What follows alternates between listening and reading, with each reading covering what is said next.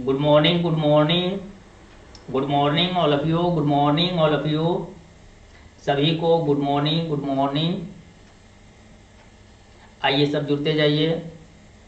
जो रात का जो क्लास था वो किसी कारण से रात में आपको लाइव नहीं मिल चुका, जिनके वजह से आपको मॉर्निंग में ही दिया जा रहा है।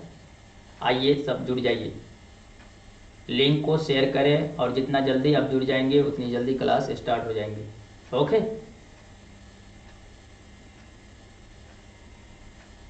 सेकेंड क्लास क्या, किस किस क्लास की जो है कि वीडियो आपको फ्रेश नहीं थी? हाँ हाँ, उसी में तो प्रॉब्लम बना था। ठीक है, आज लाइव के साथ साथ हम वीडियो को रिकॉर्ड भी कर देते हैं ताकि आपको दिक्कत नहीं हो। अगर लाइव में दिक्कत होगा तो फिर यहाँ से हम काम कर लेंगे। आइए चलते हैं, जो फर्स्ट सवाल है, फर्स्ट क्वेश्चन है वो क्या है उसको देखिए। सवाल कहता है कि अग्रपिंड, अंग्रेजी में इन्हें एक्रोसोम कहते हैं। क्या कहते हैं? एक्रोसोम कहते हैं। कहता है कि एक्रोसोम के काम के बारे में बताइए और साथ में उसके बारे में खुलासा भी बताइए। तो एक्रोसोम के हमें कार्य बताना है और एक्रोसोम के बारे में हमें कुछ वर्णन भी करना है। तो सबसे पहले हमें समझना होगा कि एक्रोसोम आखिर होता क्या है। तो माय डियर यहाँ पर ध्यान देंगे कि जो एक्रोसोम होता है, ये शुक्राणु जो होते हैं उस शुक्राणु के शीर्ष भाग में एक संरचना बनी होती है जिनको हम टोपी नुमा संरचना कहते हैं। उसी टोपी नुमा संरचना में ये एक्रोसोम, हिंदी में इन्हें अग्रपिंडक कहते हैं, ये पाए जाते हैं। ये क्या करते हैं? तो ये जिस समय में निषेचन होता है, मतलब ऐसे समझिए कि शुक्राणु को अंडाणु से निषेचन करने में मदद करता है। जिस समय में निषेचन की क्रिया होने लगती है उस समय में ये मदद करता है। आइए हम इनको स्ट्रक्चर के माध्यम से समझने की कोशिश करते हैं। देखो माय डियर, ये शुक्राणु, इन्हें स्पर्म के नाम से जानते हैं। इन्हें हम स्पर्म के नाम से जानते हैं, हिंदी में इन्हें हम शुक्राणु कहते हैं।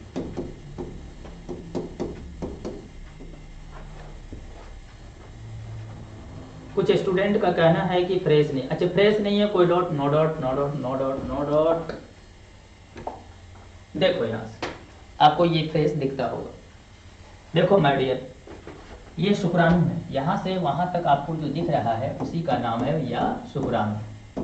हिंदी में कहेंगे इसे शुक्राणु और अंग्रेजी में कहते हैं इसे स्पर्म। ये जो शुक्राणु है, इस शुक्राणु के देखो यहाँ से यहाँ तक एक भाग है और यहाँ से यहाँ तक एक भाग है। ये आगे वाला भाग है, इसीलिए हम इनको हेड कहते हैं। क्या कहते हैं? हेड कहते हैं। हेड का हिंदी सिर या शिखर होता है। ये जो पीछे का भाग आपको दिख रहा है इसे हम टेल कहते हैं। टेल को हिंदी में हम पूंछ कहते हैं। क्या कहते हैं? पूंछ कहते हैं। और बीच वाला जो भाग बच गया है ना, इसको हम नेक मतलब के गर्दन कहते हैं। इसे ग्रीवा या गर्दन के नाम से भी जाना जाता है। ग्रीवा या गर्दन बोलिए या ग्रीवा कहिए, दोनों में से कोई भी। इन्हें ग्रीवा या गर्दन के नाम से जाना जाता है। तो ये वाला जो पार्ट दिख रहा है ना, ये वाला, इसको ग्रीवा या गर्दन के नाम से जाना जाता है। किससे समझ? शुक्राणु है, शुक्राणु के अगले भाग को हेड कहेंगे, पीछे वाले भाग को टेल कहेंगे और बीच वाले भाग को गर्दन या ग्रीवा करेंगे। यहां पर आप समझ गए हो। आगे देखिए, अब यहां पर बात आता है कि ये जो शुक्राणु है, इन शुक्राणुओं के 3 हिस्से कर दिया गया है। 3 हिस्से मतलब के 3 parts of sperm, 3 part sperm के हो चुके हैं। अब यहाँ पर आपको समझना होगा कि ये जो 3 पार्ट है, किस पार्ट के अंदर में एक्रोसोम पाए जाते हैं। तो देखो यहाँ से ये वाला जो पार्ट है, जो आपको यहाँ पर टोपी नुमा रचना का बना हुआ आपको दिख रहा है, इसी भाग के अंदर में एक्रोसोम पाए जाते हैं। ये एक्रोसोम क्या है, इसके अंदर में क्या रहता है? एक्रोसोम जो होता है ना, ये एंजाइम से भरा होता है। ये एक्रोसोम किससे भरा होता है? एंजाइम से भरा होता है। अब बात यहां पर करते हैं कि आखिर ये एंजाइम करता क्या है। यही एंजाइम जो मैं अभी बता रहा था। अच्छा, पहले इसमें देख लेते हैं कि ये टेल क्या करती है। तो बाकी तो हम अभी फंक्शन ऑफ स्ट्रक्चर या स्ट्रक्चर ऑफ स्पर्म की बात नहीं करते हैं, लेकिन यहाँ पर हम थोड़ी जब आ गए हैं तो थोड़ा सा देख लेते हैं टेल का काम क्या होता है, उसको समझना है। और ये गर्दन वाला जो पार्ट है ना, इसका क्या काम होता है उसको समझिए। ठीक नहीं, तो अब ऐसा करते हैं कि जो ये बातें हैं ना, इनको हम स्ट्रक्चर ऑफ स्पर्म में रखते हैं। ठीक, अब यहाँ देखो, ये जो नेक गर्दन है, इसी के अंदर में माइटोकॉन्ड्रिया पाया जाता है। माइटोकॉन्ड्रिया पाया जाता है। क्या पाया जाता है? माइटोकॉन्ड्रिया पाया जाता है। तो याद रखेंगे माय डियर स्टूडेंट, माइटोकॉन्ड्रिया कहाँ पाया जाता है शुक्राणु में? तो शुक्राणु के नेक बोलो, गर्दन बोलो, या इसी को बोलते हैं हम मध्य भाग में। क्या बोलेंगे? मध्य भाग बोलिए, मध्य पार्ट बोलिए। इसी मध्य भाग के अंदर में क्या पाया जाता है? तो माइटोकॉन्ड्रिया पाया जाता है। अब देखो, शुक्राणु का आगे का भाग हेड कहलाता है, शुक्राणु के पीछे का भाग टेल कहलाता है, बीच वाला जो शुक्राणु का भाग होता है उन्हें नेक कहते हैं। नेक को हिंदी में गर्दन या ग्रीवा कहते हैं। माइटोकॉन्ड्रिया शुक्राणु में कहाँ पाया जाता है? ये मध्य भाग में पाया जाता है। इन्हें आप नेक के भी नाम से जान सकते हैं। पूछा जाए आपके शुक्राणु जो है, ये शुक्राणु के अंदर में एक्रोसोम मतलब अग्रपिंडक कहाँ पाया जाता है? तो शुक्राणु के आगे एक टोपी नुमा पार्ट होती है, टोपी नुमा भाग होती है, इसी के अंदर में क्या पाया जाता है? एक्रोसोम पाया जाता है। एक्रोसोम जो होता है उसमें क्या पाया जाता है? उसमें एंजाइम पाया जाता है। क्या पाया जाता है? एंजाइम पाया जाता है। ये एंजाइम क्या करता है? तो ये एंजाइम अब क्या करता है, इसको देखने की हम कोशिश करते हैं। आइए देखो माय डियर, ये ओभा, इसका नाम हम रखते हैं ओभा। हिंदी में इसे कहेंगे अंडा, या इसे हम कहेंगे ओभम, या इसे हम कहेंगे ईग। तो याद रखेंगे ये अंडा है, या इसे अंडाणु के नाम से भी हम जानते हैं। अंडाणु के भी नाम से जानते हैं। देखो माय डियर स्टूडेंट, फीमेल के बॉडी के अंदर में जैसे आप स्पर्म अपने बॉडी में देखते हैं, उसी तरीका से फीमेल के अंदर में ये ओभम, ओभा जिसको बोलते हैं, अंडाणु जिसको बोलते हैं, ये पाए जाते हैं। ये क्या करते हैं उनके अंदर में, उसको समझिए। तो याद रखेंगे माय डियर स्टूडेंट के फर्टिलाइजेशन का जो प्रोसेस होता है, उस प्रोसेस के अंदर में ये ईग और स्पर्म, ये दोनों का मिलना इसमें जरूरी है। तो याद रखेंगे स्पर्म के बारे में तो अभी हम कुछ जान चुके हैं। अब बात आता है जो एंजाइम था, एक्रोसोम के अंदर में जो एंजाइम था, आखिर वो एंजाइम निषेचन में कैसे मदद करता है, उनको समझिए। तो देखो माय डियर स्टूडेंट, निषेचन के लिए, किसके लिए? निषेचन के लिए, सॉरी, निषेचन के लिए, एक सेकंड, निषेचन के लिए, निषेचन का मतलब फर्टिलाइजेशन के लिए हमें किन किन चीजों की जरूरत होती है? तो उनके लिए हमें एक ओभा की जरूरत पड़ती है और दूसरा हमें स्पर्म की जरूरत पड़ती है। तो याद रखेंगे हमें ओभा और स्पर्म की जरूरत पड़ती है। आप जब ये आपस में संयोग करते हैं तब जाकर के निषेचन की क्रिया पूर्ण होती है। Means fertilization process is completed ova and sperm. जब तक ये दोनों आपस में संयोग नहीं करेंगे, जब तक ये दोनों आपस में मिलेंगे नहीं, तब तक नॉट कंप्लीटेड फर्टिलाइजेशन प्रोसेस, निषेचन की क्रिया तब तक पूर्ण नहीं होती है। लेकिन जब ऐसा वो करना चाहेंगे, दोनों आपस में संयोग करना चाहते हैं, तब क्या होता है? तो इसके लिए मान लो कि ये अंडा है और ये ओभा है। ओभा के अंदर में एंटर कौन करना चाहता है? स्पर्म करना चाहते हैं। ये स्पर्म जो इसके अंदर में एंटर करना चाहेंगे, तो आप ही बताओ, ये जो लेयर बना है ओभा का, इस लेयर के अंदर में ये एंटर करना चाहेगा, तो क्या इसको आसानी से यहाँ एंटर कर पाएगा? तो जवाब है इसका सर, थोड़ा तो प्रॉब्लम होगा इनको, क्योंकि इन्हें भेदना पड़ेगा, इन्हें क्या करना पड़ेगा? गलाना पड़ेगा। तो याद रखेंगे यही यहाँ पर जो स्पर्म था, जिनके ये टोपी नुमा जो केप नुमा जो रचना है, जिसको हमने अभी क्या बोला? एक्रोसोम बोला। क्या बोला? ये एक्रोसोम जो है, इसमें जो एंजाइम पाई जाती है, ये एंजाइम यहाँ पर इन्हें मदद करती है। इस स्पर्म को इसके अंदर एंटर करने में क्या करती है? मदद करती है। इसी को हम यहाँ पर लिख देते हैं, हेल्प करती है ये एंजाइम। इसीलिए शुक्राणु के जो हेड होते हैं, उस हेड के अंदर में जो केप साइज का टोपी नुमा जो रचना या बनावट होती है, उसके अंदर में ये एंजाइम पाए जाते हैं। इसी का नाम यहाँ पर रखा गया है एक्रोसोम। तो निषेचन में ये बहुत क्या करती है? मदद करती है। आइए अगला सवाल देखते हैं। अब बात यहां पर एक चीज मैं और आपको बता ही देता हूं कि आपने देखा होगा कि स्पर्म जो होता है, उस स्पर्म के अंदर में जो क्रोमोसोम होते हैं, ये जो क्रोमोसोम्स होते हैं जिनको हिंदी में हम गुणसूत्र कहते हैं, क्या कहते हैं? गुणसूत्र कहते हैं।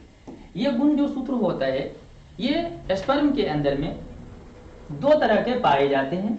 एक का नाम आप जानते हैं एक्स क्रोमोसोम, लिख देता हूं एक्स क्रोमोसोम, एंड दूसरा जो होता है जिनको आप जानते हैं वाई क्रोमोसोम के,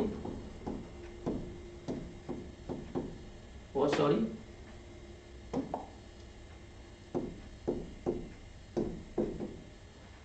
याद रखेंगे X chromosome and Y chromosome, there are two types of chromosome, X chromosome and Y chromosome. X chromosome size and structure, this is X chromosome. My dear, X chromosome की जो बनावट होती है वो इस प्रकार से हमारे बॉडी में पाई जाती है, और वाई जो क्रोमोसोम होता है, ये जो वाई क्रोमोसोम है इसकी जो बनावट होती है वो आपको इस प्रकार से होती है। हम इसको कह सकते हैं this structure is Y chromosome structure and this structure is X chromosome structure.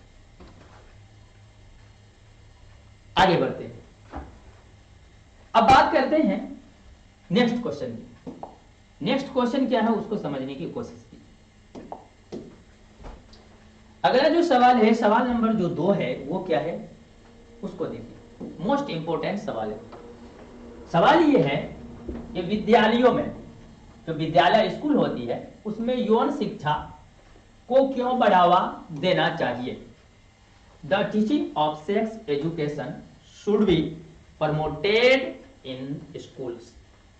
ये विद्यालय के अंदर में यौन शिक्षा के बारे में क्यों बताना चाहिए, और विद्यालय के अंदर में यौन शिक्षा के बारे में हमें ज्यादातर ध्यान क्यों देना चाहिए? तो आइए हम इनको समझते हैं। विद्यालयों में यौन शिक्षा की पढ़ाई का बढ़ावा दिया जाना चाहिए ताकि ऑप्शन ए युवाओं को, किसको? युवाओं को सही ज्ञान या जानकारी प्राप्त हो सके।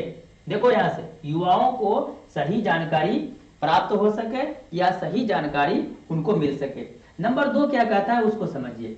बच्चे यौन संबंधी अलग अलग पहलुओं के बारे में फैली जो भ्रांतियां होती है, भ्रांतियां का मतलब होता है अफवाह जो होती है, उस पर विश्वास न करें।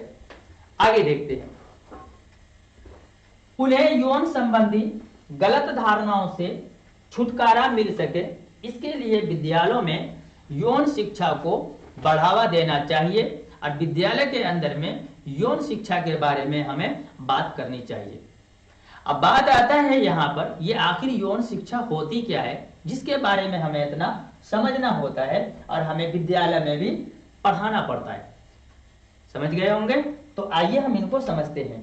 देखो माय डियर स्टूडेंट, कि जो भी अभी बच्चे हैं जब वो युवा होते हैं तो उन्हें हमारे जो गार्जियन लोग होते हैं कुछ ऐसी अवधारणाएं उन्हें बता दिया जाता है जिससे कि बच्चे काफी हद तक डर जाते हैं, और कुछ ऐसी भी बात बता दी जाती है कि जिससे बच्चे सही उनको मान करके और वो एक तरह का अफवाह फैला देती है, मतलब बन जाती है।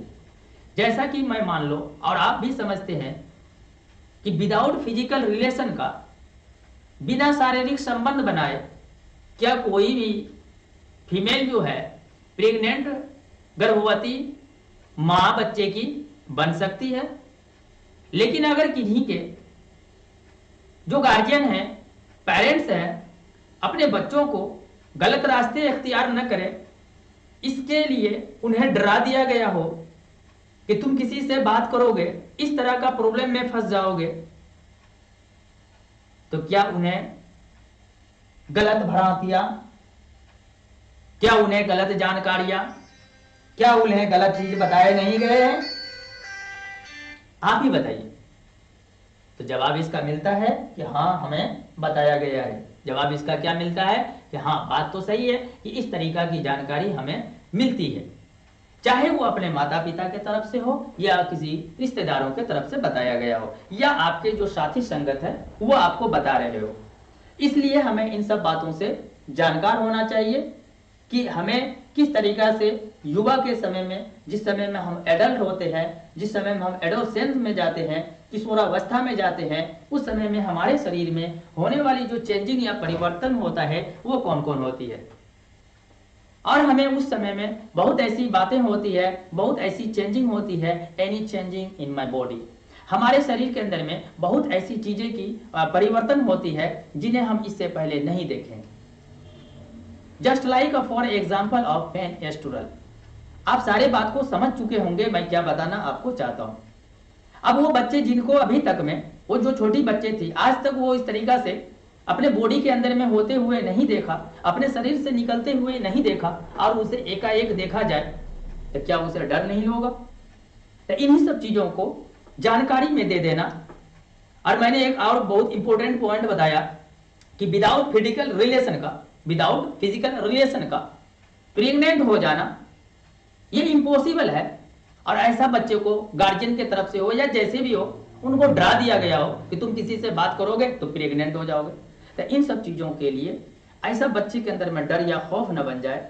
और किस तरीका से हम इस एडोलेसेंस के उम्र में, जिस समय में हमें बहुत चीजों की जानकारी नहीं होती है, उस समय में हम उल्टी सीधी काम कर लेते हैं और जानकारी के अभाव में हम उनका परिणाम गलत भुगत लेते हैं। इसीलिए स्कूल के अंदर में, विद्यालय के अंदर में सेक्स एजुकेशन जो होती है इनका देना जरूरी होता है। इसीलिए यहाँ पर यह सवाल लिखा गया है, शायद आप समझ गए होंगे। चलिए नेक्स्ट क्वेश्चन चलते हैं। नेक्स्ट क्वेश्चन हमारे लिए बहुत ही इंपॉर्टेंट है। अगला जो सवाल है उसको समझिए। कहता है प्रसव क्या है? कौन कौन से हार्मोन प्रसव को प्रेरित करता है? What is labour and what hormone induce labour? इसको समझने की आप कोशिश कीजिए, ये कहता क्या है उसको समझ।